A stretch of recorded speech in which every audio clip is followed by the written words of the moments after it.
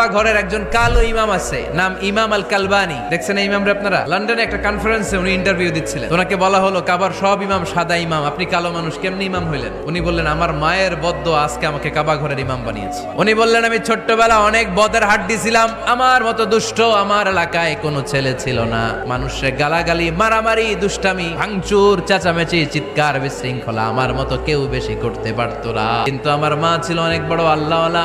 আমার মা জানতেন আল্লাহর কাছে দোয়া করার কত বড় পাওয়ার। আমার মা যখন আমার উপর রেগে যেতেন, আমার মা জানতেন রাগের মাথায় বদদোয়া দিলে বদদোয়া কবুল হয়ে যাবে। যেন যখনই আমি বেশি দুষ্টামি শুরু করে দিতাম, আমার মা রেগে আমারে বদদোয়া দিয়ে বলতেন আল্লাহ তোরে হেদায়েত দেখ, আল্লাহ তোরে কাবা ঘরের ইমাম বানায় দে। রাগে ভালো দোয়া করতেন। আপনারাও আপনাদের ছেলে মেয়েদের জন্য একটা ভালো দোয়া সেট করে নেবেন। রাগ আসলে ওই দোয়াটা করবেন, ওইটার উপরে জাল মিটাবেন, রাগ মেটাবেন ওইটার উপর। পারা যাবে? কাবা ঘরের একজন কালো